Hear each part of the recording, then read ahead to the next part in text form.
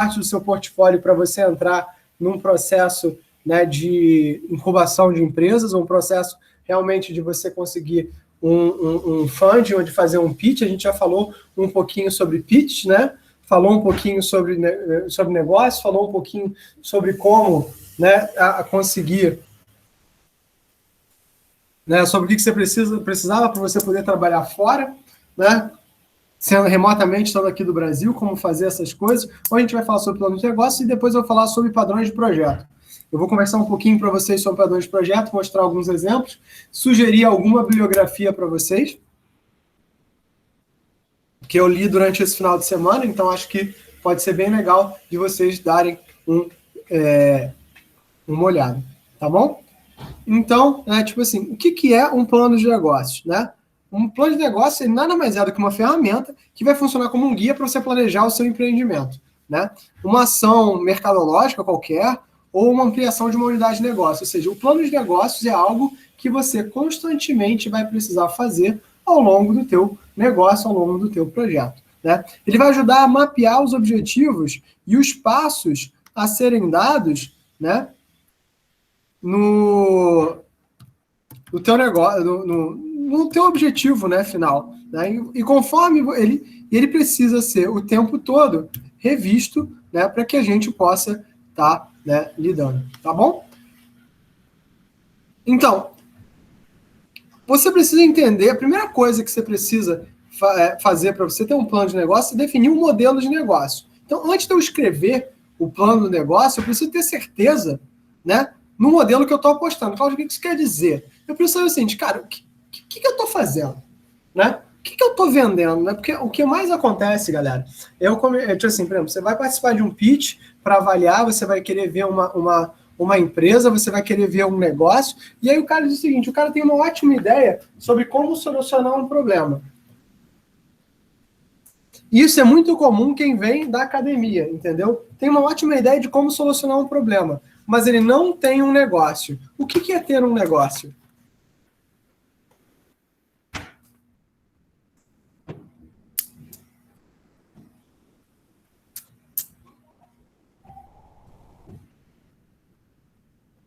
É ter toda uma estrutura já pronta de como vender, qual a organização, onde, como, por quê.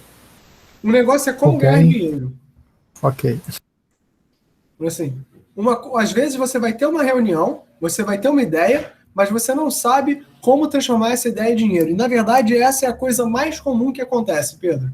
É você saber exatamente como resolucionar um problema, como agregar valor ao teu cliente, mas você não sabe como cobrar, por exemplo. Você não sabe, você sabe até resolver, mas você não sabe assim, cara, a primeira coisa que as pessoas vão ter é o seguinte, cara, para eu poder resolver esse negócio, para abrir uma empresa, eu vou precisar de um escritório. E aí a primeira coisa que vem na cabeça é, eu vou precisar de um escritório, eu vou precisar de uma infraestrutura, eu vou precisar de máquina, eu vou precisar disso, mas eu vou precisar de um monte de coisas que eu não tenho nesse exato momento, nesse exato delta T, né? E que eu não vou conseguir, né, tipo, gerar pro meu cliente. Então eu não vou conseguir resolver o problema dele. Ou então, ou eu vou cobrar um valor muito bizarro no meu cliente, ou eu vou, né? E aí o cara já trava, o maluco já não sabe mais o que fazer. Né? Ele já senta no chão e chora. Porque o primeiro entrave burocrático que ele tem, o cara já não sabe como agir. E por que o cara não sabe como agir? Porque ninguém disse para ele como era para agir. Isso não está na internet, entendeu? Só que aquele tipo de conhecimento, assim, tipo, passado de pai para filho, de filho para pai. E a ideia é justamente essa, assim, você não precisa, para você ter um negócio, ter todas as etapas dessa coisa já reformuladas na tua cabeça. É claro que a tua vida vai ficar muito mais fácil. Mas você precisa entender o seguinte, como eu vou ganhar e como é que eu vou permitir que esse meu trabalho aconteça. Num primeiro momento, você vai chegar para o seu cliente e vai chegar assim, olha, amigo, você precisa fazer isso, isso, isso e isso. Mas eu não tenho essa infraestrutura, eu posso prover isso, isso, isso, isso aqui. E lembra de uma história que eu falei para vocês que você não negocia preço? Você sabe o quanto você quer receber, se o cliente quer te pagar menos, o que você negocia, o que você vai fazer. A mesma coisa aqui. Então, só, uma diferença muito grande entre o modelo de negócio e o teu plano de negócio. Vamos pegar aqui vou mostrar para vocês um exemplo de um plano de negócio bem simples, bem bobinho, só para vocês terem uma noção. Não confundir as duas coisas, né? Então aqui, esse é não sei se vocês estão vendo já a minha tela. Só um instante, pessoal, só um instantinho.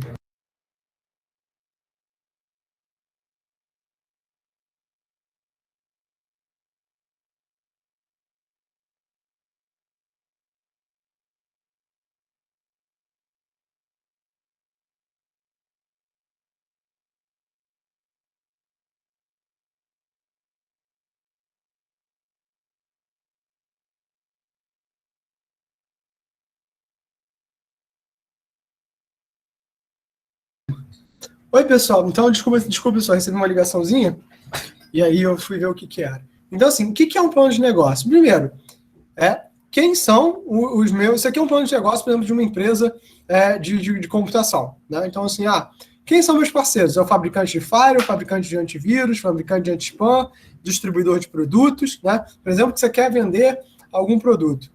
Quem são as atividades chaves da minha empresa de segurança? Monitoramento, marketing, vendas e implantação. Ou seja, serviço de monitoramento, serviço de implantação e serviço de marketing e vendas. Quais são os recursos chaves que a minha empresa tem? Né? Profissionais certificados e equipamentos. Então, isso aqui são o seguinte, olha, quem vai me ajudar, com quem eu vou trabalhar, o que eu faço e o que eu preciso para fazer isso aqui. Pronto, você matou essas 3 primeiras, você já sabe exatamente mais ou menos o que você vai fazer. Né? O que você pode fazer. Então, qual é a oferta de valor aqui que uma empresa de segurança pode ter? Eliminar os riscos e preocupações de cliente a respeito da... Não sei nem o que está escrito aqui. A respeito de suas informações. A respeito de suas informações. Obrigado, gente. O óculos não está mais funcionando. Implantar e tornar acessíveis as tecnologias de segurança. Monitorar o ambiente do cliente para mantê-lo seguro. Tá? Então, olha só, a ideia é o seguinte, é uma equipe de segurança. Né? Então, o relacionamento com o cliente é um atendimento artesanal, né? Que é um nome muito ruim para dizer o atendimento individualizado, né? E o blog com novidades. Ou seja, lembra quando eu falei para vocês de copywriting? De branding, essas coisas assim? Ou não foi com essa turma? Sim, você falou. Então, o blog com novidades, o copywriting, ele existe para 2 coisas. Mostrar para o seu cliente que você é um cara que está antenado, que sabe o que está falando. 2, ele te dá um blog bem feito, ou seja, um canal de discussão bem feito, ele traz para você, sabe o quê? Traz para você o ar de... Como é que eu vou explicar isso? Não é um ar de competência, mas traz para você respeitabilidade, traz para você, tipo assim, um ar de que as pessoas, de que você sabe do que está falando, entendeu? Então vocês vão ver, não sei se vocês têm acompanhado no Facebook esse Semana do Data Science, Semana do Desenvolvedor do Zero, torne-se um desenvolvedor em 3 semanas, um biscoito e um queijo. Não sei se vocês têm visto esse tipo de coisa. Os caras vão ter um canal no YouTube, os caras vão ter um blog, onde eles vão postar coisas. Todas essas coisas para quê? Para que as pessoas que forem procurar informações sobre eles vejam que o cara, tipo assim, sabe do que está falando, que tem respeitabilidade. Como é que um professor universitário ele tem respeitabilidade?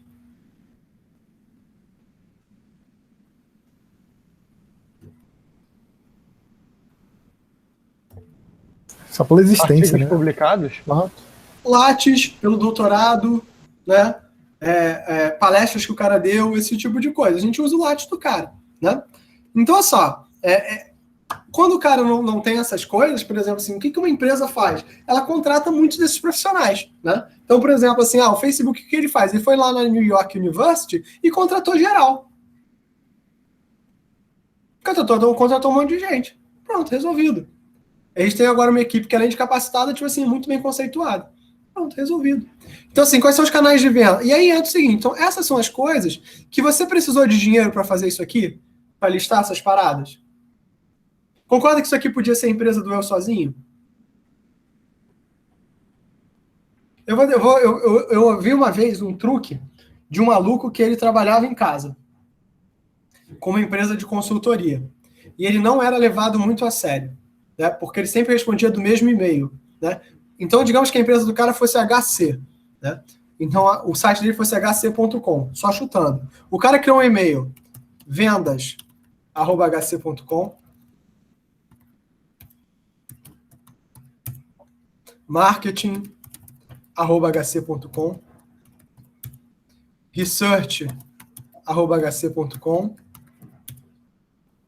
Ele criou contato@hc.com e, por exemplo, presidência@hc.com.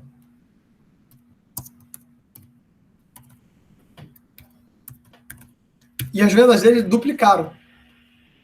Em 3 meses. Por quê? Porque ele criou nele essa aura de autoridade, né? Então, o blog serve para isso, né? Toda essa oferta de valor, você ter essa estrutura, serve para isso. Então, uma vez que você definiu muito bem o que você vai fazer, vão vir 2 coisas. Como é que você vai vender?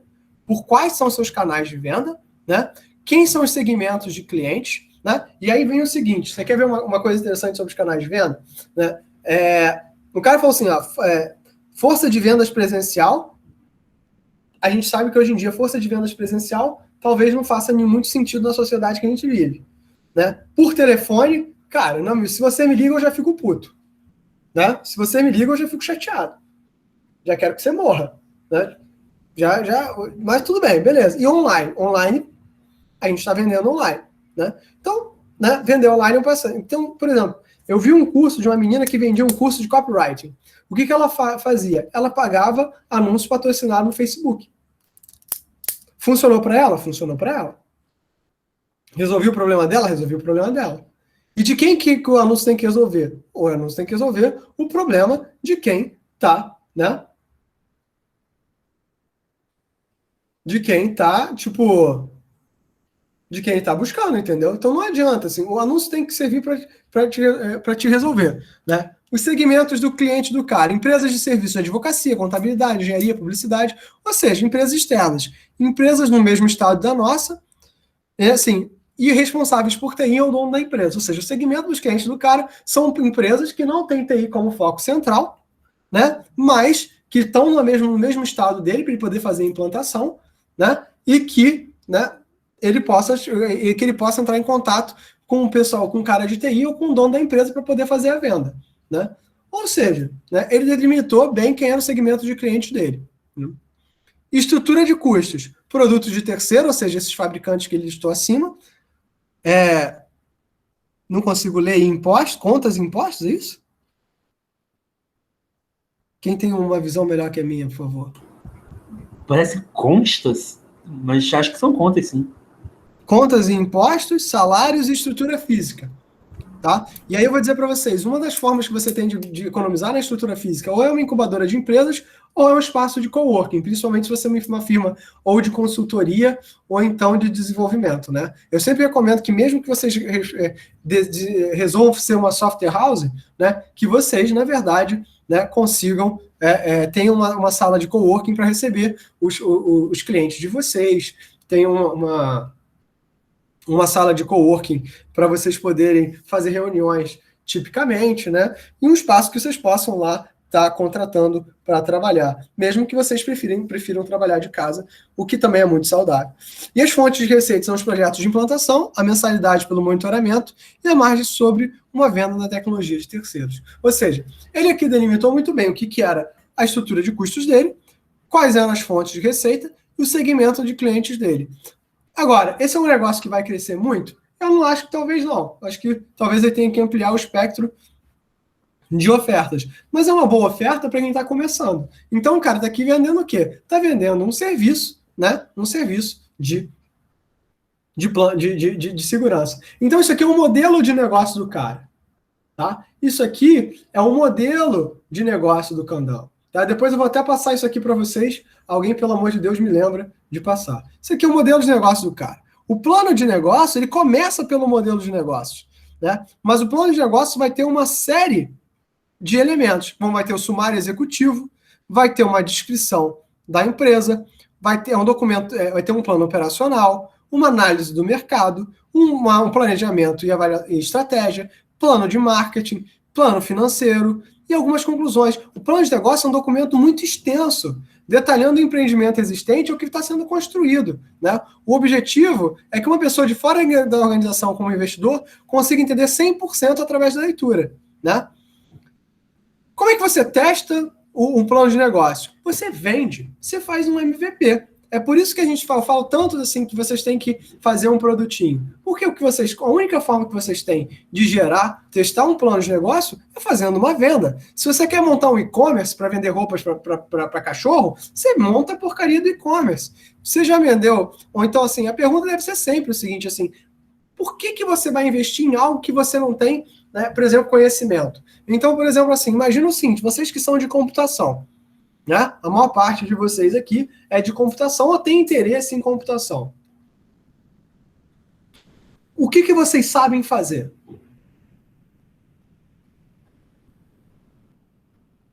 O silêncio constrangedor me deixa muito preocupado. É que eu pensei em responder nada, mas aí eu fiquei meio pra baixo. Gente, alguma coisa vocês sabem fazer. Vocês não entraram na FRJ porque um dia eles estavam lá distribuindo panfleto na entrada, né? Tipo assim, entra aí. Então você está sem ter o que fazer, vem sofrer por 5 anos. Sistemas é uma boa perspectiva, vocês sabem fazer sistemas. O que mais você sabe fazer?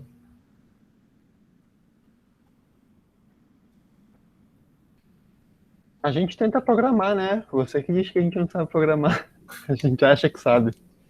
Vocês tentam programar, é justo, né? Vocês sabem fazer, vocês sabem chegar no cliente e extrair requisitos do cliente. Concordam comigo? Vocês sabem chegar no cliente, né? Sim. Vocês sabem projetar, fazer um projeto de rede, ou teoricamente, né? Vocês sabem, né, além de desenvolver, vocês conseguem, né, pensar em soluções de plataforma, dizer para o cliente de vocês o que é o melhor para ele, então vocês conseguiriam trabalhar com consultoria. Ou seja, vocês têm uma série de habilidades, né? Pode ser que algum de vocês, assim, tenha algum interesse paralelo com a computação, por exemplo, eu sou músico. Pô, isso é uma coisa que dá para saber, né? Dá para vender. Ou seja, né? Você tem que saber vender as suas habilidades. Eu vi uma entrevista, né? Vocês sabem quem é o Bruno Sutter? Vender pizza também é legal. Vocês conhecem um cara chamado Bruno Sutter, que era do Hermes e Renato? Que ele é o Detonator? Não. Então, beleza. Não. Assim, o Bruno Sutter ele é um humorista do começo dos anos 2000, quando a MTV fazia diferença, né? E ele falou assim, quando a MTV acabou, ele falou, fui trouxão, achei que a MTV não ia acabar, e no final das contas eu era pobre, eu era um famoso e pobre. O que é a pior, ele falou que é a pior combinação que você pode ter, porque você não só não consegue andar na rua que todo mundo te para tirar foto, e ao mesmo tempo você não consegue, né, fazer as coisas que gente rica faz. E essa é a pior combinação, e eu concordei com ele.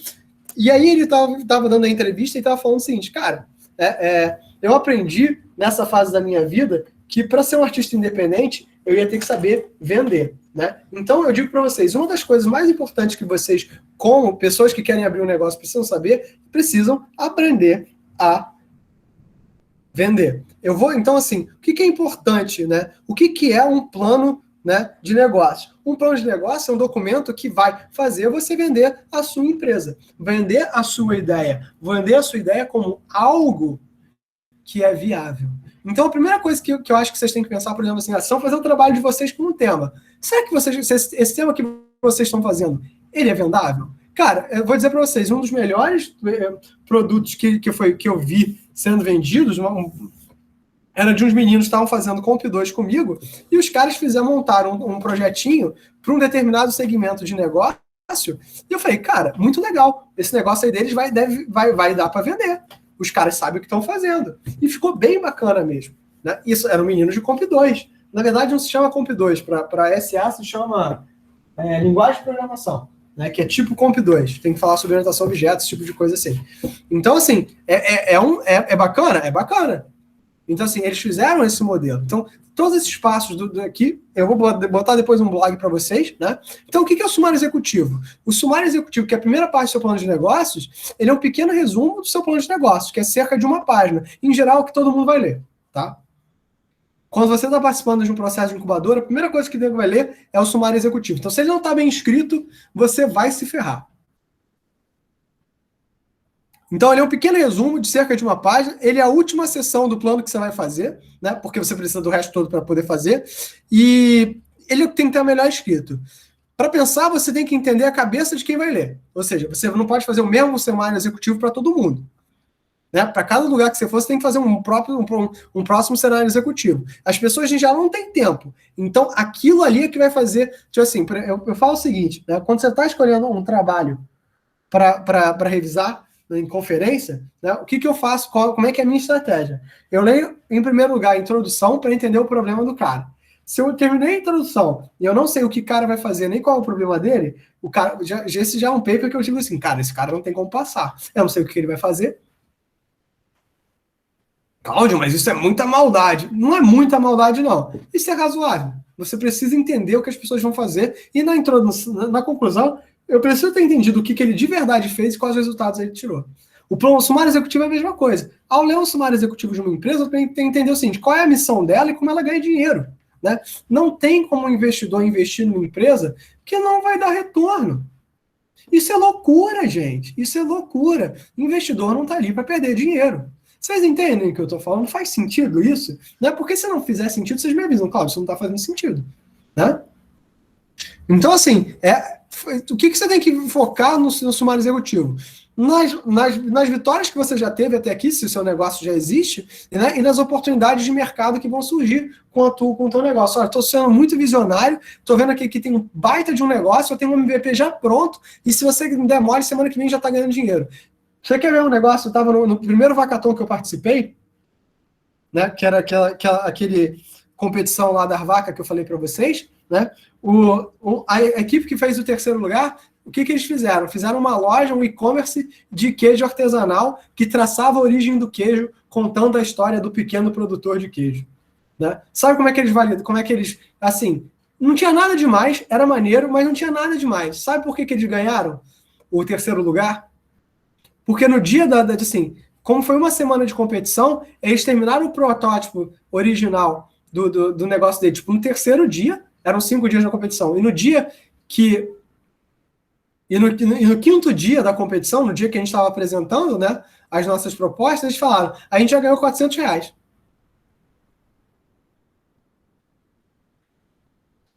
Não é nada, não é nada. Eles botaram lá o e-commerce deles na rua, começaram a vender queijo e já tinham vendido 4, 5 queijos. Acabou, galera. Eles mostraram, funciona. Entendeu o poder de um MVP? E de um sumário executivo bem feito? Tenho dinheiro, ganho e botei na rua. Acabou. Não tem nada para provar para as pessoas comprovar para as pessoas que você pode ganhar dinheiro do que mostrar que você ganha dinheiro. E aí, né? E tem uma coisa que falaram para mim na vida e que é muito interessante, né? E que fez todo sentido para mim, mas na verdade demorou tempo para que isso fizesse sentido, que eu achava que era balela. É uma frase mágica que é a seguinte: dinheiro atrai dinheiro. Então, se você tem uma boa ideia e você está ganhando dinheiro, é muito mais fácil você convencer as pessoas que você pode, se elas botarem mais dinheiro, você vai ganhar mais dinheiro para elas. E sabe qual é o problema disso? É exatamente assim que esquema de pirâmide funciona. Porque todo mundo que entra na pirâmide no começo realmente ganha dinheiro. O problema é que você nunca sabe quando é que é o começo da pirâmide. Porque se tivesse bala de prata que todo mundo fica rico, estava todo mundo fazendo, concordam comigo? Tá? Então, assim, eu já vi todos os esquemas de pirâmide do mundo. Inodê, Avon, Avestruz, várias paradas ao longo do tempo. Né? Cara, o Bitcoin é mais ou menos. O Bitcoin é mais ou menos um esquemão desse de pirâmide. O problema é que ele não escala sem que se tenha um trabalho dos infernos. Né? O problema é que qual é o grande problema do Bitcoin? Por que ele não é exatamente um esquema de pirâmide? Porque, na verdade, o que acontece é o seguinte: a gente chama de ledger eletrônico o que o Bitcoin faz. O que o banco faz? O banco, assim, 98% de todo o dinheiro do mundo nunca foi impresso. Esse dinheiro fica todo através de ledgers que os bancos têm, ou seja, grandes bancos de dados de transações. O que o Bitcoin está dizendo é o seguinte: olha, eu vou pegar uma fatia dessas transações para mim, para que eu não passe pelo banco e vou cobrar menos por causa disso. É só isso. A ideia é brilhante. A implementação do Bitcoin, né, é que ela é podre, ela é horrível, ela é muito mal feita. Né? Existem outras melhores, até o Ethereum é melhor do que o Bitcoin.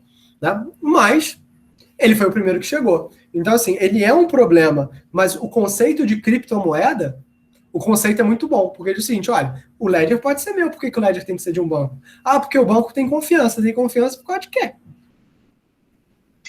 Professor, faz todo sentido, não, a tecnologia é incrível mesmo. Eu quis dizer mais no sentido especulativo, que Ah, não, assim. Mas, Gabriel, o que é mais especulativo do que banco?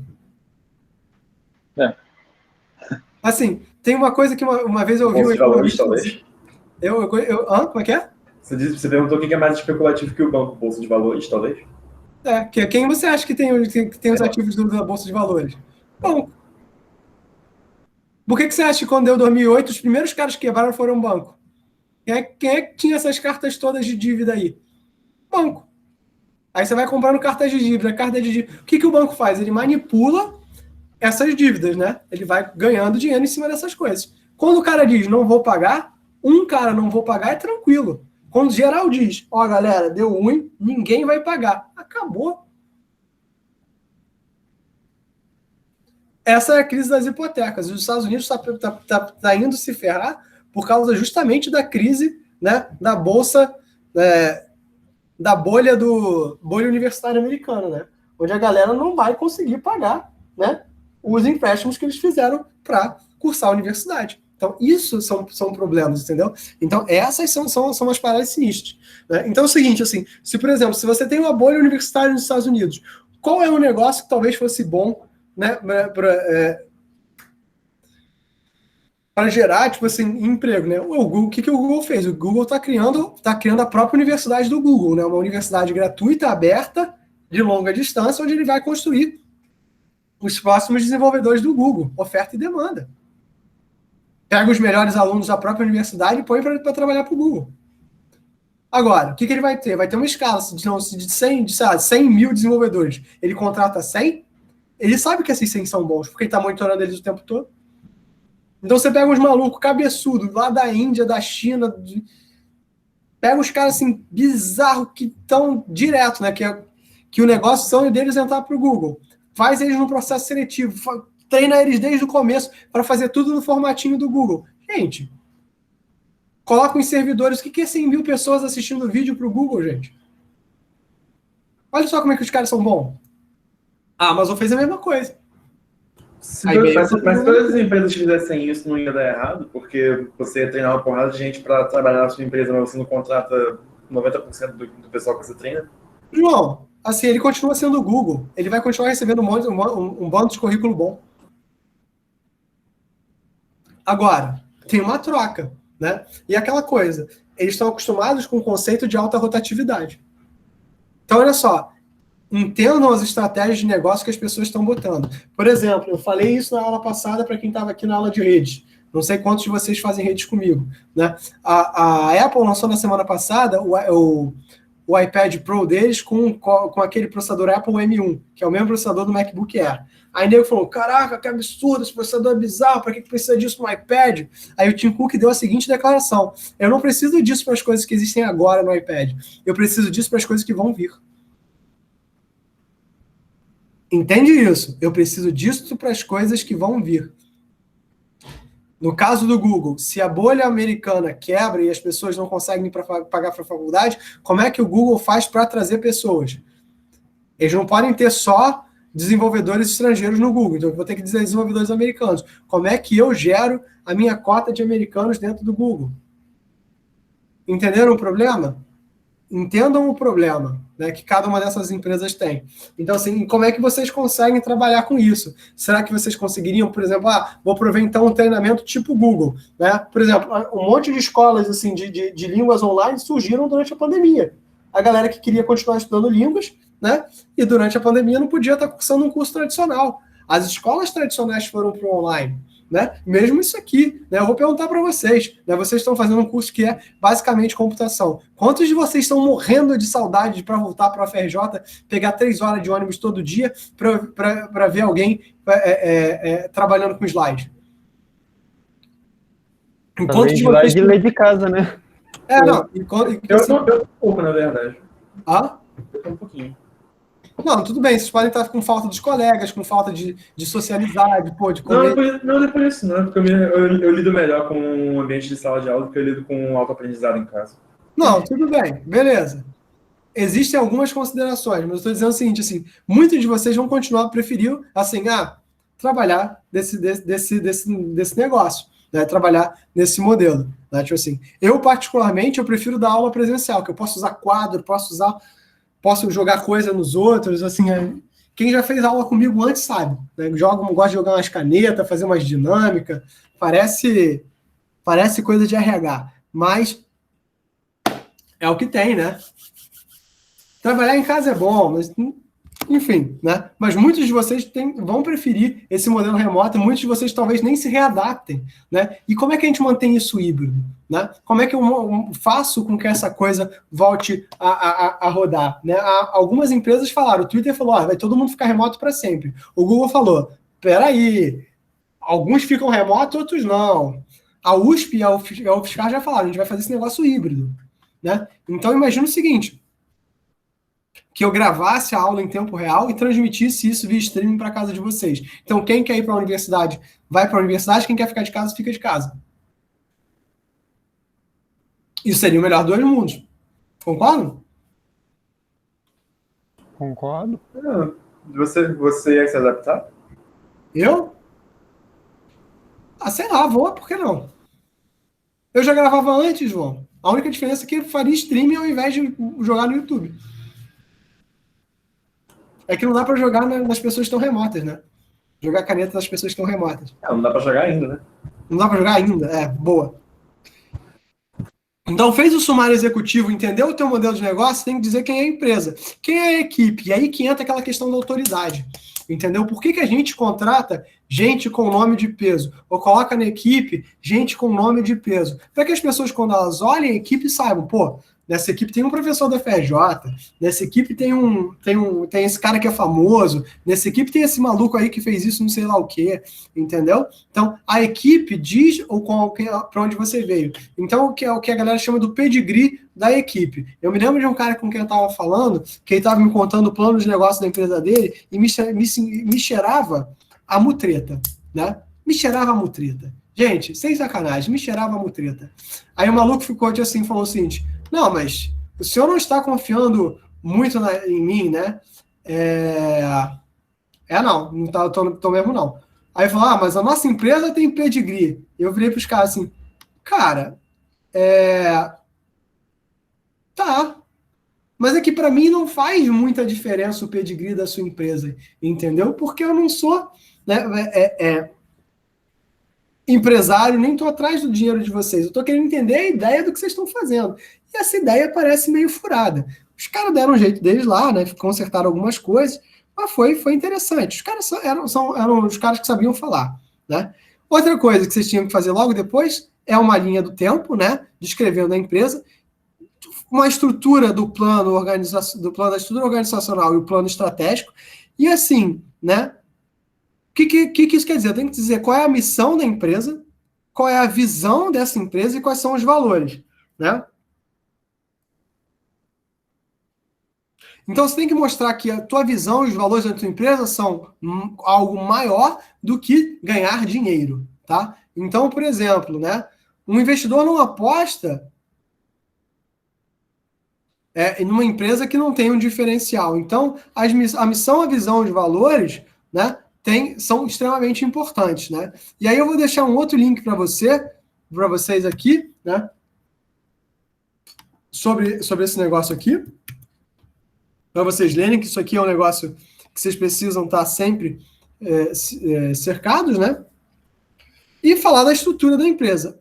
O último passo é analisar o mercado, né? Digamos o seguinte, né? Que você mora numa pequena cidade do interior do Rio, né? E você vai dizer para mim que você vai trabalhar com segurança da informação nessa cidade, você talvez não tenha muito como ganhar dinheiro, né? Agora, se você está dizendo para mim que você vai fornecer, né, um espaço para incubar empresas na cidade e que você vai dar treinamento de TI para as pessoas que quiserem abrir empresas de TI, beleza, você já começa a ganhar a minha atenção. Quero tornar a cidade que eu moro, aqui do interior, um polo de TI, né, de micronegócios, sejam pequenas fábricas de software, pequenas fábricas de aplicativo, pequenas fábricas de aplicativo para a prefeitura. Então, eu vou gerar uma quantidade de receita, né, tal que eu consiga dar manutenção, treinar as pessoas e alugar um espaço para ser uma incubadora de empresas. Isso é uma parada legal.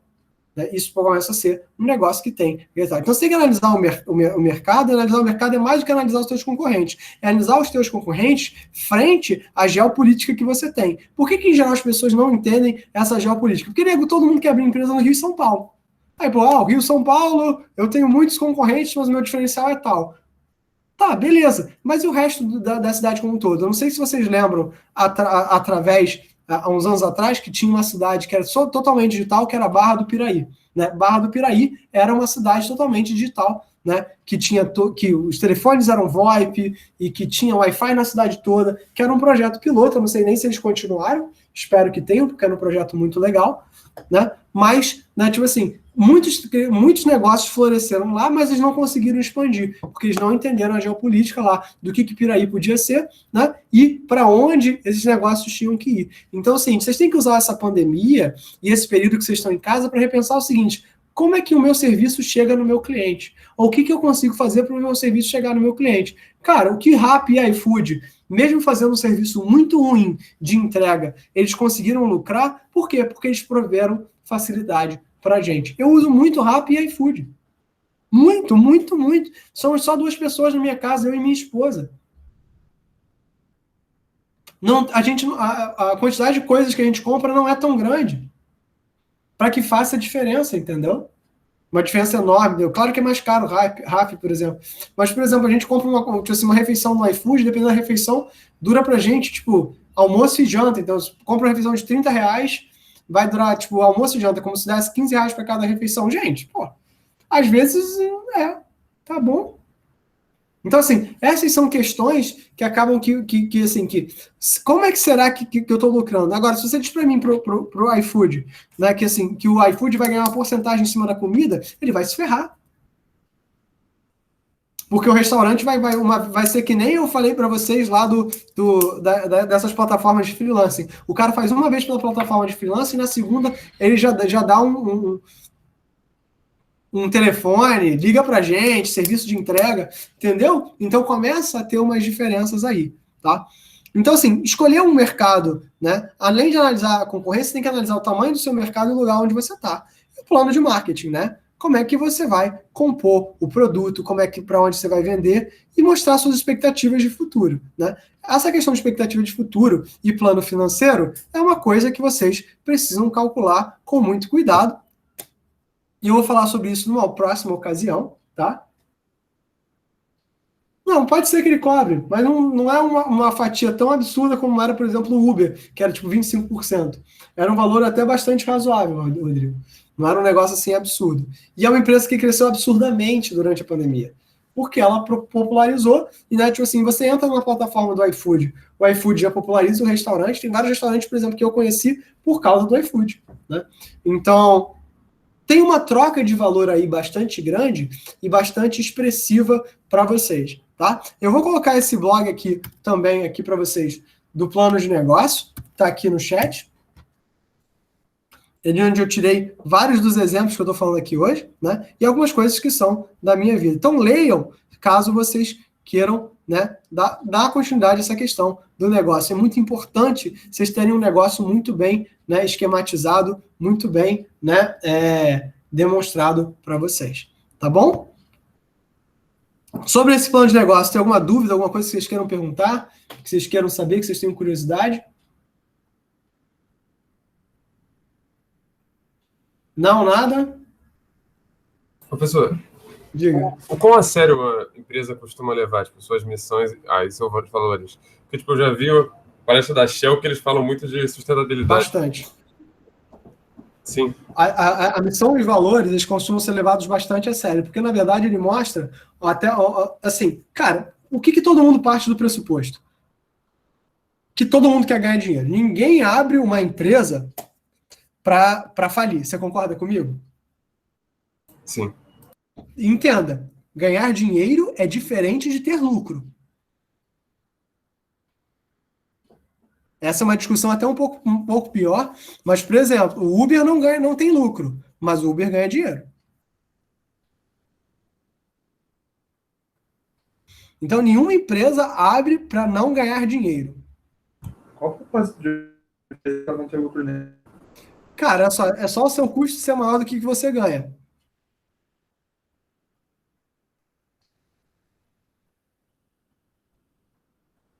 Para a Shell faz todo sentido falar em sustentabilidade. Perfeito, Pedro, é isso mesmo. Cara, a Petrobras não é uma empresa de petróleo, a Petrobras é uma empresa de energia. É o mesmo caso da Shell. Procurem o seguinte, peguem as empresas que vocês admirem e procurem saber qual é a missão delas. Vocês vão se surpreender com várias delas. Mas a missão mostra isso que o Pedro está falando, assim, o que a longo prazo a empresa deseja. Digamos assim, que eu abrisse aqui uma empresa, uma software house de revisão de código. Eu ia ser a empresa mais odiada do Brasil. Mais odiada do Brasil. Mais odiado que o Congresso Federal.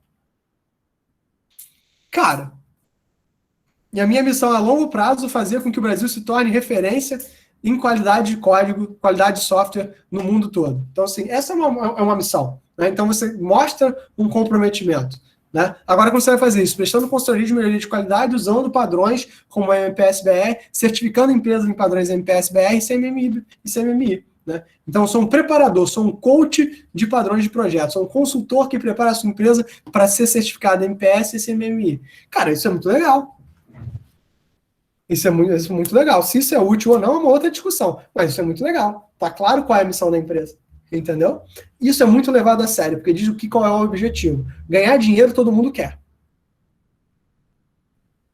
Então, simplesmente faturar mais do que todo mundo, não é, porque todo mundo que pudesse estar faturando, estaria faturando mais. Ah, não, Cláudio, mas eu li na reportagem do maluco lá, que o cara, ele abriu mão dos próprios lucros para dar para as pessoas da empresa dele. Mas ele é 1 em 1 milhão. Né? Ele é 1 em 1 milhão. Assim, se todo mundo fosse assim, o mundo seria um lugar melhor, mas o mundo não é. Né? Então, a gente precisa partir do pressuposto que as pessoas não estão 100% preocupadas com isso. Né? Então, essas são questões que eu acho que são importantes a gente ter claro. Assim, as empresas levam a sério essa questão da missão. Né? O que a empresa quer fazer? Eu quero ser o maior buscador, eu quero até 2030 ser o maior buscador do Brasil. Né? Não sei se vocês se lembram do KD e do Alta Vista, que eram buscadores antes do Google. E eram, tipo assim, empresas sérias, só que eles morreram. Quando o Google surge, né, esses caras morrem, não faz nem sentido você começar a buscar. Não sei se algum de vocês já usou KD ou Alta Vista em algum momento da vida de vocês. Vocês são todos muito novos. Já usou, Pedro? KD eu cheguei a usar. Já usei né? No início. Yahoo também, já usei bastante o Yahoo. O KD era do Yahoo. É que depois eles mudaram, não mudaram? Mudaram. Então, eu lembro que eu usava o KD, usava o Google. Quando eu não achava no Google, eu procurava pelo KD. Eu lembro disso quando eu era criança. Não, assim, era uma parada bizarra, entendeu, gente? Então, essas coisas, elas surgem para resolver essas questões. Então, assim, é muito importante você ter isso muito claro. Então, faz primeiro o modelo de negócio. O modelo de negócio te dá uma visão muito geral do que você quer fazer. E depois passa para o plano de negócio. Mas o plano de negócio tem que ser detalhado. Ele é um documento e demora muito tempo. Né? Então, eu costumo dizer para os meus alunos o seguinte: a gente estava trabalhando no bacharelado lá do NCE, que eu acho que não deve ir para frente num futuro próximo por uma série de pequenas questões, mas o nosso projeto final, ele não necessariamente seria um projeto final. O aluno ia poder escolher entre fazer o plano de negócio de uma empresa e fazer um TCC tradicional. E a ideia era justamente essa, era fomentar o empreendedorismo entre vocês. Porque eu digo que é o que eu sempre digo, vocês são 60 mil alunos que a gente tem na FRJ. 60 mil alunos. E assim, é um incrível potencial de financeiro para o país, é um incrível potencial de talento e que a gente tem que fomentar que vocês tenham vidas boas, né? Eu acho que isso aí é uma coisa legal que eu acho que a gente tem que fomentar em vocês. Tá ok? Pessoal, dúvidas, traumas, desilusões, coisas que vocês queiram comentar, coisas que vocês não entenderam, coisas que vocês discordam, e é o que eu falo para vocês é o seguinte: discordem de mim, duvidem o tempo todo. Nada? Nada. Vou seguir em frente. Eu tenho um ponto, mas é meio paralelo, assim, mas é mais sobre o modelo de negócio do iFood, que eu acho que eles cobram taxas meio altas dos restaurantes, assim, mas porque eu acho que, tipo, é muito bom para os restaurantes ainda, mesmo assim, por causa da exposição, né? Tipo, que nem as lojas de Apple Store, a App Store, a Play Store, sei lá, que eles têm os restaurantes têm um acesso a clientes que eles nunca teriam, talvez, se não fosse pelo iFood, né? Mas acho que eles cobram uma taxa um pouco alta. Tanto que até tem em algum estado do Nordeste agora começou uma iniciativa dos restaurantes locais de fazer o próprio aplicativo de delivery para, tipo, fugir das taxas do iFood, assim. Porque até se você for ver, as taxas de entrega do iFood normalmente são bem baixas, assim, ou até inexistentes. Eu tinha visto um negócio desse, assim, que o modelo deles, assim, pode ser que eu tenha visto errado. Mas, assim, cara, faz sentido também.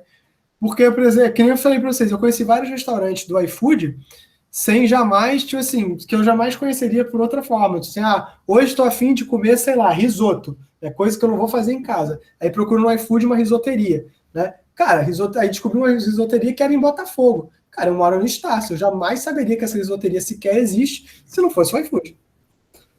Sim, pois é. Acho que os restaurantes ganham muita exposição com o iFood. Tipo assim, eu me lembro um assunto também paralelo sobre Big Brother, né? O diretor do Big Brother, o Boninho, falou uma parada o seguinte, que é muito interessante do ponto de vista de negócio. Ele disse o seguinte, cara, se você é um artista e você participa do Big Brother, você vai, por mais que você seja odiado num momento X, você que pertencia a um nicho, de uma hora para outra você é exposto para o Brasil como um todo. Pode ser que você seja uma forma de babaca, ou num primeiro momento, de vilão, sei lá o quê. Mas daqui a 2 anos, 3 anos, as pessoas que conheceram você e o seu trabalho são tão maiores do que as que conheciam antes que você sempre sai ganhando. Eu falei assim, caraca. E assim, ele virou assim, é por isso que a gente cobra caro na hora da propaganda. Eu falei, cara, brilhante. Paulo, você vai fazer com que você assista o Big Brother? Agora, a Carol Conká, que tinha saído meio por baixo, assim, eles estão fazendo agora um programa sobre ela, enfim, pra, tipo... Cara, olha só que poder que os caras têm de construir, desconstruir um personagem. E todo mundo vai sair ganhando. Quando ele falou isso, todo mundo vai sair ganhando. Eu falei, não é mentira. É mentira. Aí ele começou a falar, tá fulano daqui, fulano conseguiu isso e e aquilo. Fulano conseguiu isso e aquilo. Esse aqui ganhou 1 milhão, ganhou, por enquanto. Cara, é bizarro. É bizarro. Bizarro mesmo, bizarro. E ele fez assim, tipo assim, é como se os caras já soubessem disso, né? E provavelmente sabem, né? Então é meio bizarro, é meio escalafobético, né? É meio... Mas assim, o plano de negócio tem que funcionar, né? E é isso. Então, se você trata as coisas como negócios, né?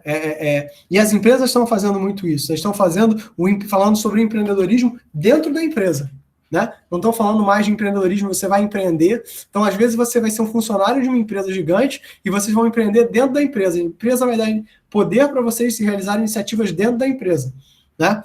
E tem um outro blog que eu estou seguindo, que de, assim, pessoas que vieram da academia, né? No meu caso, por exemplo, e que querem empreender. Como é que você pode transformar esse conhecimento que você tem da academia, né? O nome do blog é Cientista de Negócios. É bem legal, eu acho meio chato eles falando, né? Mas assim, a ideia é muito legal, né? A ideia é que você possa vender esse conhecimento de alguma forma, né? E assim, é aquilo que eu falo para vocês. Gente, você tem que ter uma certa vocação para empreendimentos, né? Para você empreender. Você tem que ter vontade de fazer isso. Se você não tem vontade, você tem que pelo menos entender para você não se deixar manipular, né? E ver como é que o mundo é por trás dos panos. Mas você tem que encontrar o seu lugar. Então, isso bate direto com o que eu falei na aula passada. Saber a hora de desistir. Pode ser que em algum momento, principalmente quando vocês são novos, vocês decidam fazer um determinado negócio, abrir um negócio, e depois, conforme o tempo for passando, vocês decidam fazer alguma outra coisa, né? E é aquela coisa, né? O Brasil ainda é um pouco ruim para você começar um negócio. Mas ele é até bastante bom depois que as coisas estão caminhando. Mas, né, tem um trabalho aí, tem muita burocracia. O Brasil é um país bastante burocrático. Então, a gente tem que trabalhar nesse sentido da simplificação, né, dos impostos, da simplificação das leis, da simplificação do trabalho, dos empreendimentos de vocês. Senão o que vai acontecer é que vai todo mundo, né, para países digitalmente simples, né? O que eu tenho visto também, mas eu não recomendo para ninguém, é de brasileiro que mora aqui no Brasil, ele consegue um passaporte digital para alguns desses países, um e-passaporte, né, para algum desses países que permitem que vocês abram empresas lá dentro, tipo Estônia, alguma coisa assim, abre uma empresa na Estônia, num lugar desse, e começa a vender para a América Latina. Por quê? Porque os impostos são muito mais baixos lá, os impostos lá são sobre transação, então, assim, você que tinha 0 consegue abrir a tua empresa e começar a vender e paga os impostos para lá, então eles ganham em cima da transação e você consegue manter uma empresa relativamente legalizada. E aí você, assim, dependendo do tempo e de quanto a tua empresa fatura, você, inclusive, consegue ganhar uma cidadania de um país europeu. Então, cara, os caras estão fazendo... Achei uma visão brilhante do governo deles lá. Brilhante. E é o governo que automatizou o máximo possível de processos através de sistemas, né? Achei realmente assim, fiquei muito impressionado, realmente muito impressionado. Mas são né? É aquela coisa, né, gente? Conselho, se conselho fosse bom, a gente vendia como consultoria, tá? Então, sobre isso, mais alguma coisa? Coisas que vocês queiram comentar? Acho que hoje a gente trouxe bastante coisa. Esse é um assunto que esquenta mesmo. Mais alguma coisa? Tranquilo? Então vamos lá. Falar sobre padrões de projeto, né? Na verdade, eu vou começar a falar sobre padrões de projeto e vou começar agora a incluir padrões de projeto nas próximas aulas. Então, eu falei para vocês sobre Clean Architecture, né? Aquela separação de conceitos. Falamos sobre as arquiteturas Solid, falamos sobre Ideals, falamos na aula passada. Sobre o que a gente falou na aula passada?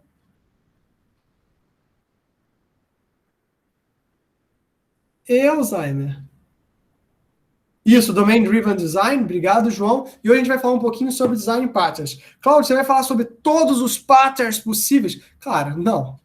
Pelo amor de Deus, não. Eu nem sei se eu sei todos, né? Mas eu vou falar sobre alguns padrões de projeto, né? E algumas coisas específicas e o que eu li durante o final de semana para que a gente pudesse trabalhar. O primeiro livro e o mais importante, né? Esse aqui, Padrões de Projetos, do Gang of Four, que é o GOF, né? Que é essa galerinha aqui, né? Esse livro é o livro mais tradicional de padrões de projeto, é o livro mais utilizado. Então, assim, se hoje em dia eu pudesse passar para vocês uma série de livros que eu acho que vocês têm que ler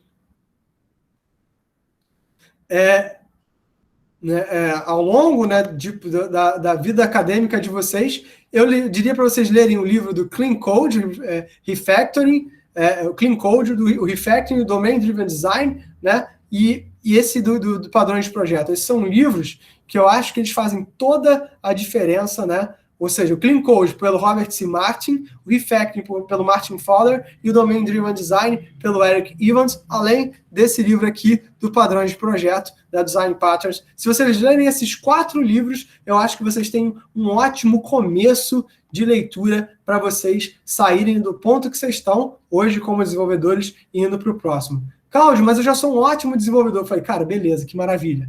Eu era um desenvolvedor bem mais ou menos e eu tive que correr bastante atrás das coisas que eu não sabia. Então, eu trabalhei esses 4 livros aqui. Esse livro aqui é mais velho, mas ele é muito bom. Esse livro aqui eu já li algumas vezes, mas, assim, sempre que eu leio, eu descubro que eu sou idiota. Esses 2 livros aqui são de qualidade duvidosa, mas eles são muito sobre Node.js. Inclusive, eles são bem baratos, então você consegue comprar. Esse aqui, como é de 2012... né?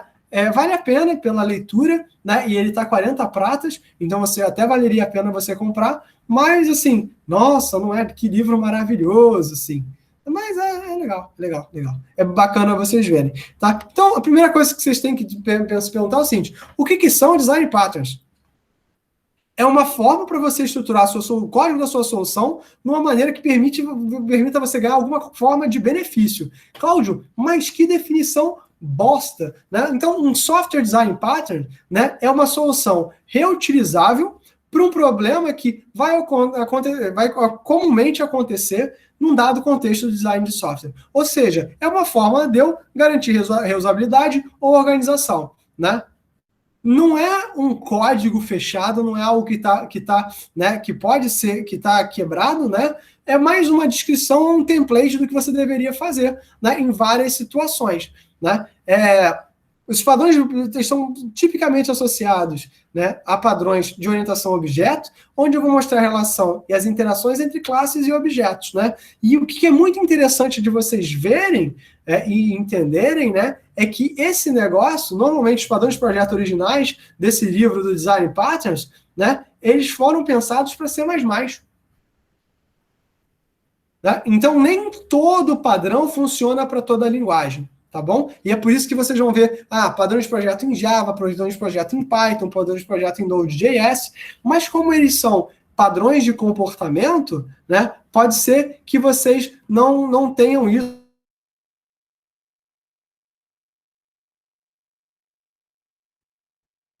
Cláudio, travou. Travou bastante, professor.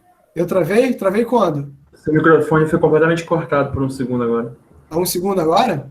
Uns 2, 3 segundos atrás. Mas vocês ouviram o quê?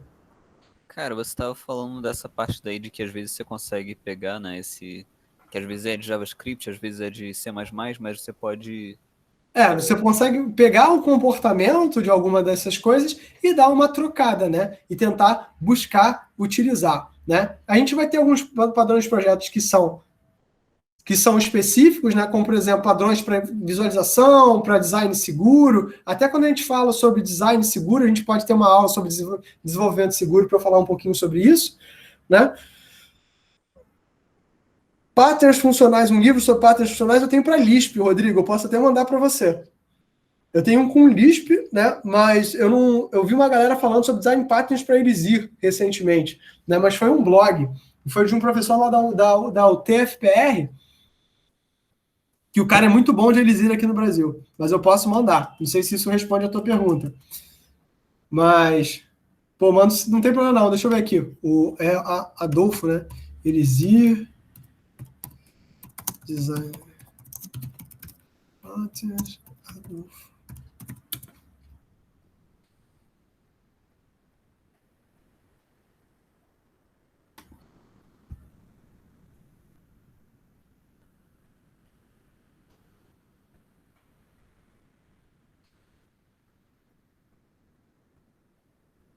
Cara, eu vou ter que procurar. Não estou achando agora de cabeça, não. Estou achando só uns repositórios. Mas depois eu mando para ti. Então, os design patterns, eles comumente vão se dividir em 4 tipos de design patterns. Comumente, né, que é os creational patterns, né, que vão prover a capacidade de criar objetos baseados num critério específico. Os structural patterns, né, que são sobre a organização de classes de objetos para formar estruturas maiores, né? Os behavioral patterns, que são sobre a identificação entre objetos e da comunicação entre objetos, né? E os de concorrência, que são um padrão mais novo que surgiu recentemente, né? Recentemente, já tem um tempo, né? Que são justamente sobre você poder trabalhar em projetos distribuídos, né? Assíncronos ou com threads, né? Então, é muito legal vocês verem alguns desses padrões, né? Eu vou mostrar alguns exemplos em Node.js para a gente ter isso um pouco mais claro na nossa cabeça. Então, eu vou mostrar alguns exemplos de código também, e eu vou mostrar depois, né, esses elementos. Não tem como eu ser extensivo, porque o livro do Goff tem umas 600 páginas. Então, na verdade, o que eu vou tentar fazer com vocês é trazer cada vez mais exemplos, e esses exemplos já pensar nos padrões de projetos. Então, o primeiro padrão, esse Immediately Invoked Functional Expressions, é o primeiro padrão que eu quero mostrar e permite definir e chamar uma função ao mesmo tempo, né? Então, aqui estou definindo e chamando uma função, eu vou conseguir, né, realizar uma atividade, né? Então, isso aqui, aí vocês falam, Cláudio, mas por que diabos eu usaria essa bodega? Né? Na verdade, isso é usado para simular things, né? Simular, né, tipo assim, propriedades, né, simular como propriedades privadas em classes. Né? Então, na verdade, normalmente esse padrão é utilizado como parte dos requisitos para você de algum outro padrão. Então, os casos, por exemplo, eu quero simular uma função estática. Deixa eu pegar alguma coisa aqui. Deixa eu ver aqui. Não sei se vocês estão vendo a minha tela agora aqui. Continuam vendo minha tela? Sim. Tá. Então, eu vou pegar aqui. Deixa eu ver se vocês conseguem ver. Não estão vendo o flash, não.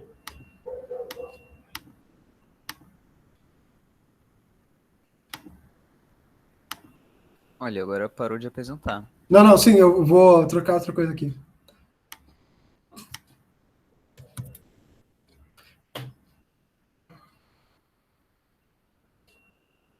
Então, estou criando essa função aqui, por exemplo, tá? Essa função vai retornar um novo número toda vez que a gente chamar ela, né? Assumindo, por exemplo, que essa static keyword esteja disponível, né? A gente pode generalizar ela da seguinte forma. Então, um teste que a gente pode fazer é isso aqui, ó. Então, eu posso dar esse let auto increment e criar a função junto desse auto increment aqui. Sim. Então, na verdade, isso aqui são os closures, né? Estão encapsulados dentro desse padrão, né? Do IEFE. Então, na verdade, o que eu estou fazendo é retornando uma nova função que vai ser assinalada esse autoincremento, essa variável autoincremento, que, na verdade, o que é isso aqui? Isso é um objeto. Por que eu consigo fazer isso? Porque tudo são objetos. Então, na verdade, só estou apontando uma posição de memória que vai ter uma função. Eu posso fazer a mesma coisa se eu quiser fazer isso aqui para um objeto privado, né? Na verdade, né, né, não sei se vocês tiveram essa impressão, mas eu sempre fui meio tapado. Então, assim, quando eu estava programando pela primeira vez, aqui eu vou te mandar o Rodrigo, aqui um repositório que um amigo meu mandou aqui. Enquanto a gente está falando, eu mandei uma mensagem, né? E essa coisa, e ele mandou um repositório para você dar uma olhada depois.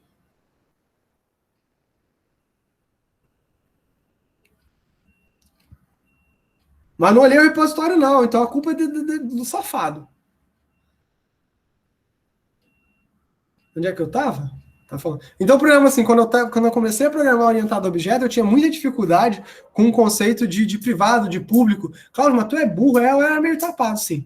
Então, tipo assim, às vezes você colocava na verdade, não era nem privado e público. Privado e público ia bem, é que tinha um conceito de protected em Java, né? Que não era nada com coisa alguma e ninguém usava para chonga nenhuma, né? E aí, tipo assim, ou eu colocava tudo como privado, ou tudo como público, então, às vezes, até testar alguma coisa acabava sendo complicado, né? Então, esse padrão aqui permite que eu consiga, dentro de um closure, fazer um teste com uma função. Isso é uma coisa bem legal da gente trabalhar. Tá? Inclusive, né, a gente vai ter que ter uma aula que eu vou falar com vocês sobre entrevistas de código, né? Vocês têm alguém que fale sobre isso com vocês?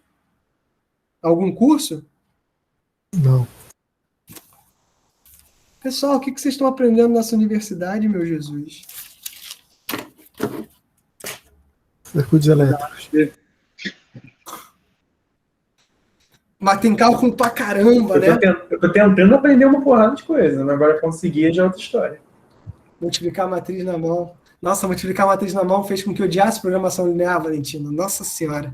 Eu tenho trauma de programação linear até hoje. Calcular determinante de matriz 6x6. Gente, assim, eu sabia todos os algoritmos de COI salteado. Agora eu me pergunto, mas eu errava sempre numa multiplicação, entendeu? Tipo, uma coisa ridícula.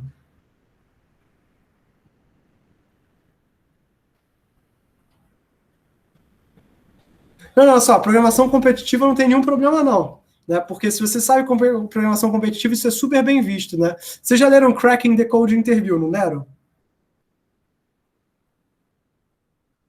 Não. Tá, então vamos lá. Vou dar essa moral para vocês, né? Não sei nem o que eu estou mostrando para vocês aqui. Olha só, Cracking the Code Interview.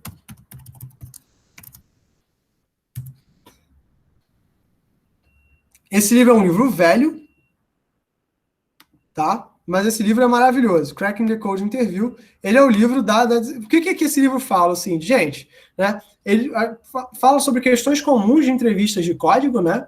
E fala sobre o seguinte, como utilizar corretamente as estruturas de dados que vocês aprenderam, né? Para poder trabalhar. Então, olha só com que esses livros estão sendo colocados aqui embaixo. Com o livro do tio Martin, os dois, Arquitetura Limpa e Código Limpo. Né?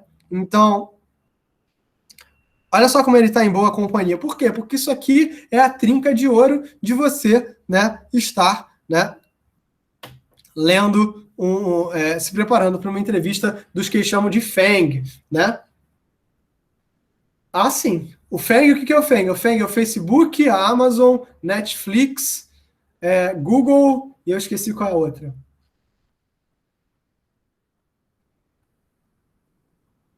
E Apple, é FANG, né?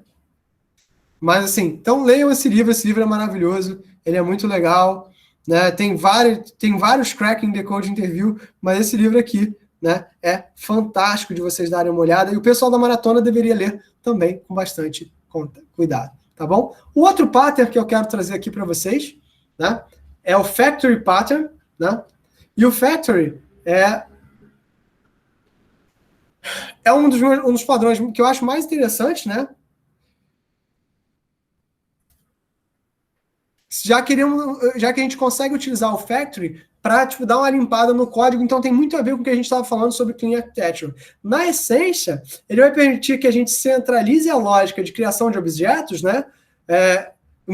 Querendo dizer assim, qual objeto criar e por quê, né? Num único lugar. Isso vai permitir que você esqueça que a gente esqueça sobre né, os objetos criados e foque simplesmente em utilizar eles. Ou seja, como se eu pudesse ter justamente um único lugar onde os objetos são criados e depois eu pudesse simplesmente trabalhar.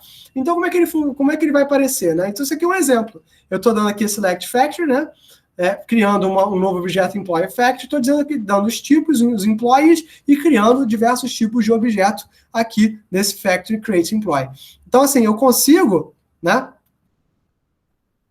substituir isso aqui. Então, vamos dar uma olhada aqui no exemplo. Né? Vamos ver uma implementação aqui interessante. Então, aqui estou criando essa classe Employee, estou criando essa classe Full-Time Employee, que extends Employee, né? Vou criar uma Part-Time Employee, que extends Employee, vou criar um Contractor, que extends Employee, e vou criar uma Employee Factory, que, na verdade, tudo que ele faz é, dado o tipo de dado que eu busco, ele me retorna um objeto. Então, eu crio esses elementos conforme eu vou necessitando. Eu não preciso, uma vez que eles estão criados, eu não vou criando eles conforme necessidade. Por quê? Porque isso vai fazer com que o meu código fique sujo, com que eu não consiga limpar, e que o meu garbage collector seja utilizado o bastante. Tá? Um outro, né? Onde é que eu posso usar isso, né? Eu estou usando, aqui é um caso genérico, mas se eu quisesse ser mais específico, num caso particular, eu podia pensar nisso sobre erro, né? Por exemplo, quando você está ensinando orientação a objetos, isso serve para aqueles de vocês que quiserem ser professores ou quiserem participar de uma prova, por exemplo, de professor substituto, e uma vez que vocês terminarem a graduação, vocês podem, não sei se já contaram isso para vocês, mas esse é um bom side job, se vocês estiverem querendo fazer um mestrado, ou quiserem, tipo assim, ter um emprego, né, de tempo parcial para vocês correrem atrás, sei lá, de fazer freelance, ou de fazer um mestrado, ou de abrir a própria empresa, né? Assim, vocês podem ser professores substitutos dando aula de programação. A UFRJ contrata bastante, inclusive, né? O DCC tem muito esse contrato. E uma das coisas que é mais chata de você ensinar para um aluno de comp é try-catch, né? Você vai trabalhar com exceções. Porque criar exceções, gente, é um saco. Né? E poucas vezes, são poucos os casos em que você realmente precisa criar uma exceção descritiva o bastante. Mas quando você precisa criar, nessas poucas vezes tem que dar certo. Né? Então agora imagina uma aplicação da Express, tipo aquela que a gente está fazendo, que tem, sei lá, uns 20 endpoints, e cada endpoint você precisa retornar entre 2 ou 3 erros baseado no input do usuário. Então a gente está falando de 30 exceções, 30 objetos de exceções diferentes, né? Não, isso não seria um problema, a não ser que a cada momento você tivesse que colocar um novo atributo no erro, entendeu? Num refactor qualquer. Agora você tem que vir sobre o projeto todo, modificar todos os 100 mil lugares, né? E isso poderia ser muito mais simples, simplesmente se eu gerasse uma fábrica de erros para cada um desses tipos de trabalho.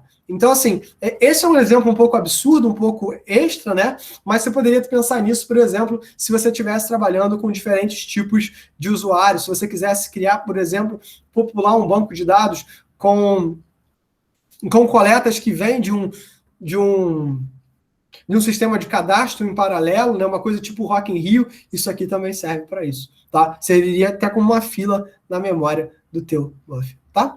Então, o próximo padrão é o Singleton. O Singleton é provavelmente o padrão mais famoso deles todos, né? É um padrão um dos mais antigos, né? É um padrão bastante simples, né? Mas permite que você mantenha, né, o registro de quantas instâncias de uma classe você está instanciando. Na verdade, vai ajudar você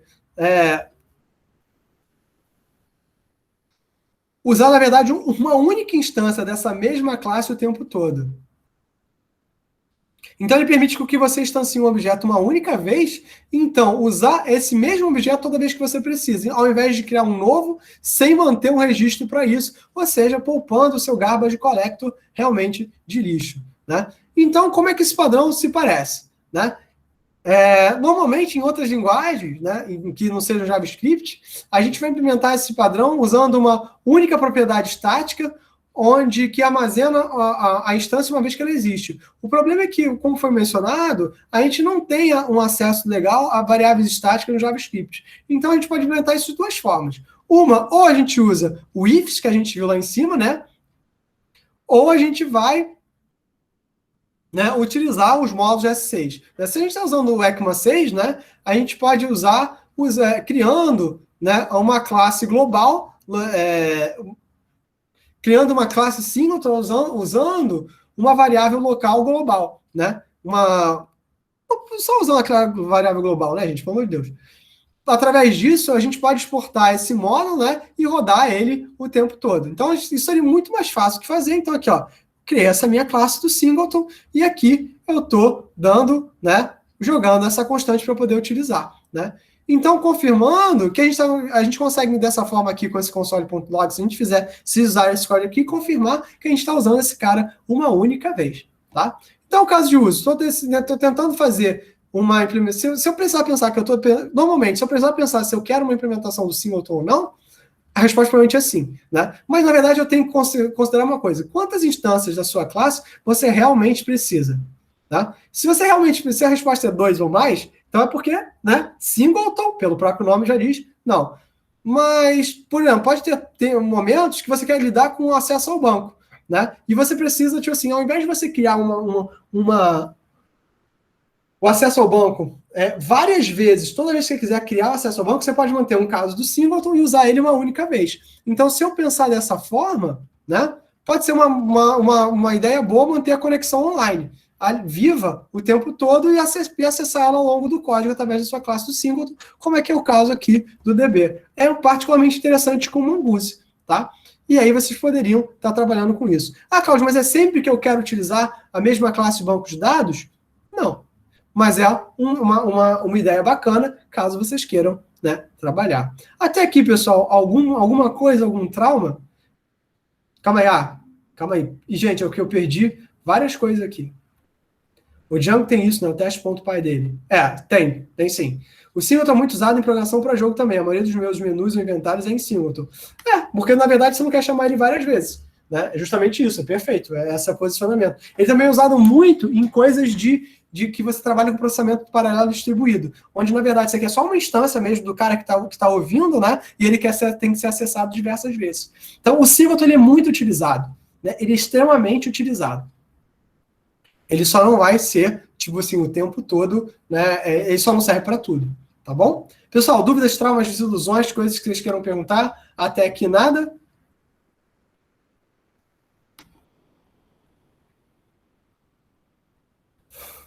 Então, beleza. Então, vamos seguir em frente. Até que tudo bem.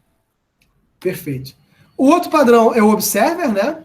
Que é um padrão muito interessante, no sentido que permite que você responda a certos inputs sendo reativo, e aí a gente está usando aqui um require HTTP, o exemplo mais simples, né, de HTTP Server, aquele que você vem como Hello World do Node.js, quando você vai na página do Node.js para dar uma olhada, né? Então, ele permite que você seja reativo, né? Ao invés de ser proativo, checando se o input é provido. Em outras palavras, esse padrão, você pode especificar que tipo de input você está esperando, né, e esperar de forma passiva até que ele seja recebido. Ou seja, por isso que ele é bom para coisas de IoT. Né? E aqui a gente vai ver... Os observers, né, esse padrão, são seus objetos que vão saber o tipo de input que eles precisam. Né?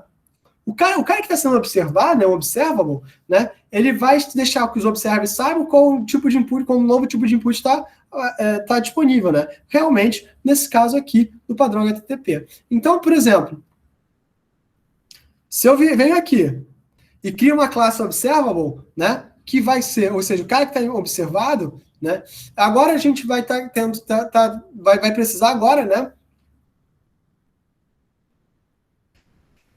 está sempre, né, aplicando esse, por exemplo, o observable, né? Tipo, o cara que eu vou criar para mandar o input, ele vai ser o padrão que vai mandar, que eu vou mandar para o meu servidor. O que o servidor está fazendo, né? Então, assim, o cliente vai fazer uma requisição, esse observable vai gerar a tua resposta e mandar ele através do cliente. Então, ao invés de eu jogar a lógica para a classe do servidor, eu tenho uma classe de um objeto único que pode mandar para determinados clientes, né?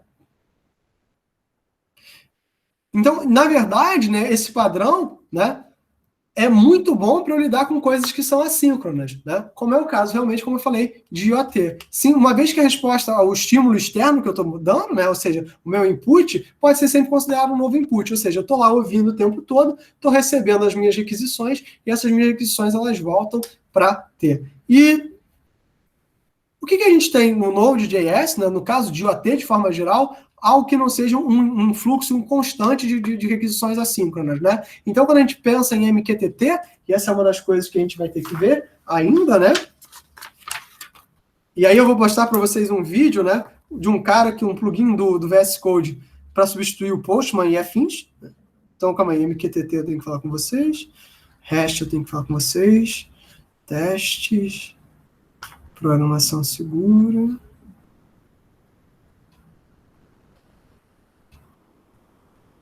Tá legal. Estou botando aqui as coisas que eu ainda acho que a gente tem que falar, né?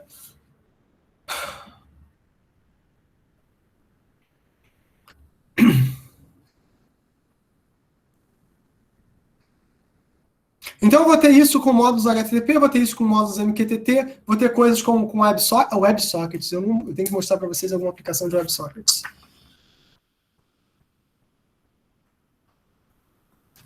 Tá.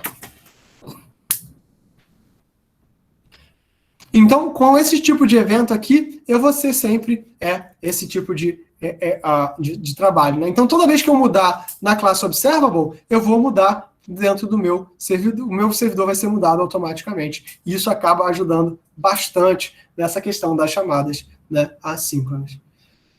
Deixa eu ver se tem alguma pergunta aqui. Não. Então, vamos seguir o barco.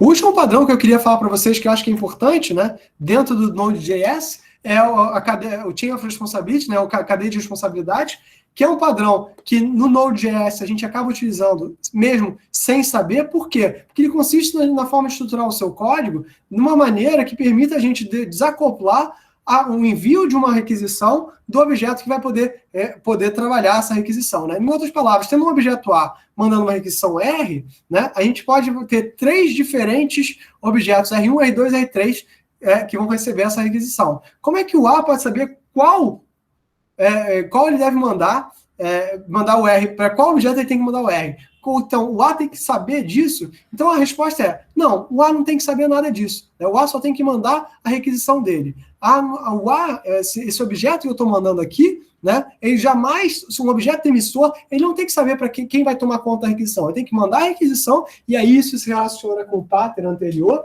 né, o observer, né, dizer o seguinte, olha, eu mando um negócio.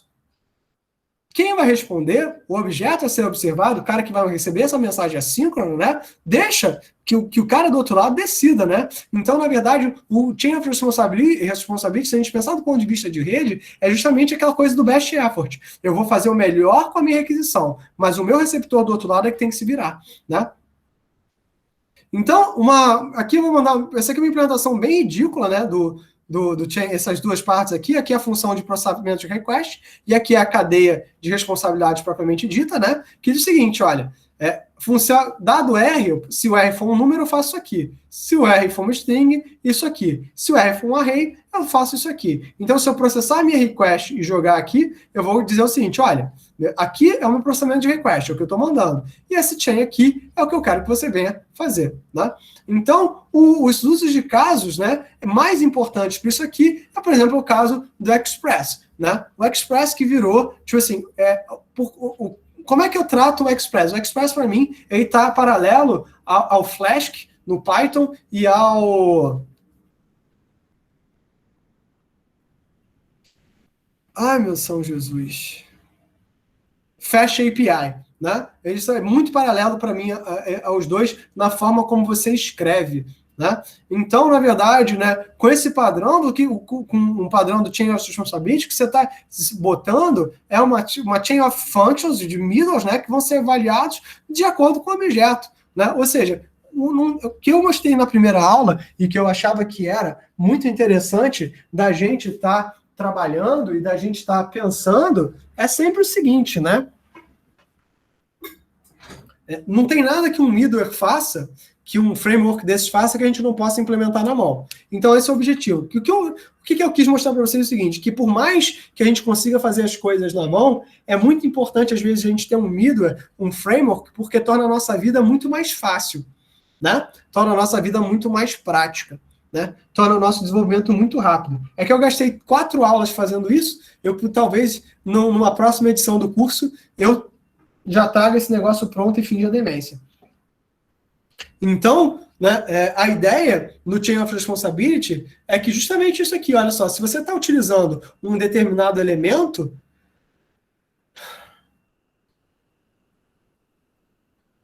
na verdade, tudo que você está jogando é dizendo o seguinte, olha, processa aí para mim. Tá? E aí você pode deixar isso ser ignorado e fingir demência, né? Então, os middlers, né, com o próprio Express ou com o React, na verdade, são uma implementação particular desse tipo de padrão, uma vez que apenas um membro da cadeia vai estar recebendo essa requisição. E a gente pode arguir que todos eles poderiam estar fazendo isso, mas a lógica é dado pelo framework, não é dado pela regra, né? Inclusive, uma das coisas que eu vou mostrar para vocês, eu acho que na próxima aula eu vou ver se eu tento trazer isso aqui, é a gente brincar um pouquinho com o Next.js, para a gente já pensar e tentar identificar alguns desses padrões. Então, esses 5 padrões que eu mostrei são os que eu acho que são mais relevantes para o JavaScript num primeiro momento, né? Mas o que eu gostaria também que vocês dessem uma olhada, né, dentro dos padrões de behavior, hoje não são o template method, né?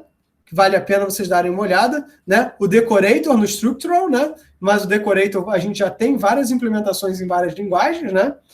E o abstract factory, que eu acho importante dentro dos creational patterns, né? Eu vou colocar aqui também o link do Wikipedia, porque eu acho que as referências que tinham no link do Wikipedia são muito legais, tem muitas referências de artigos científicos de galera discutindo justamente sobre esses patterns. E o que eu vou pedir de vocês é o seguinte, tenta agora pegar os códigos que vocês estão fazendo para o trabalho e tentar reorganizar eles pensando sobre esses padrões. Eu só quero esses 5 padrões. Repensa, né, de acordo com esses 5 padrões que eu botei aqui, né? O if, né? O factory, o singleton, o observer e o chain of responsibility. Esses são padrões que eu acho que são extremamente, né, poderosos, né? E que eles têm muita coisa legal que eles podem permitir para a gente. Ok? Gente, sobre isso, dúvidas, traumas ou desilusões, coisas que vocês queiram perguntar?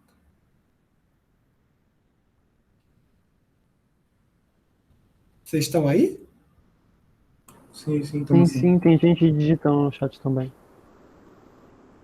Tá, beleza. Pessoal, então se vocês estão sem desilusões, se vocês entenderam tudo, entenderam o que isso quer dizer, né?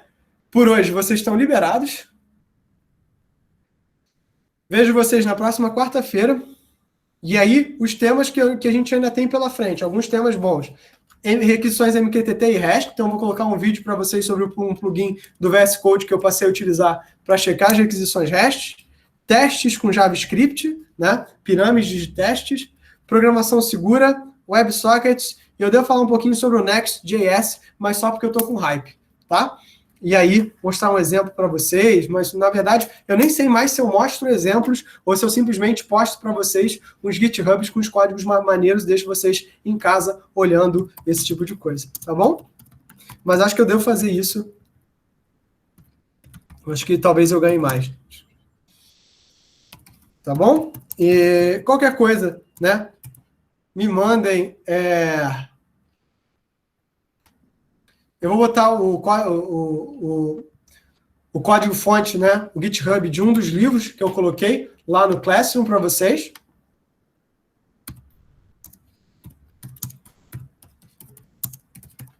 Não esquece de parar a gravação da aula, professor. Hã?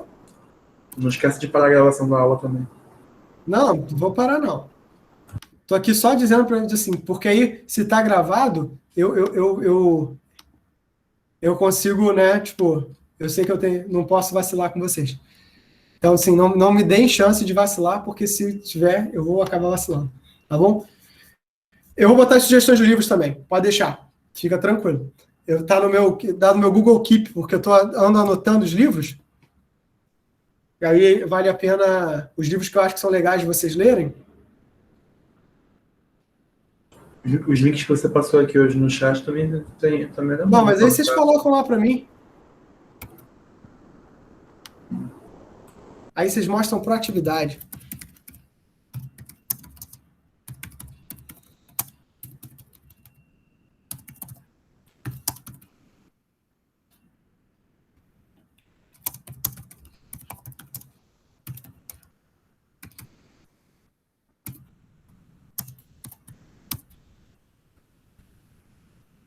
Deixa eu ver aqui.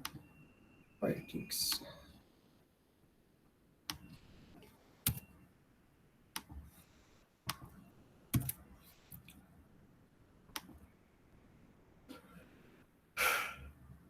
Pessoal, então é isso. Obrigado pela presença. Vejo vocês na próxima quarta-feira.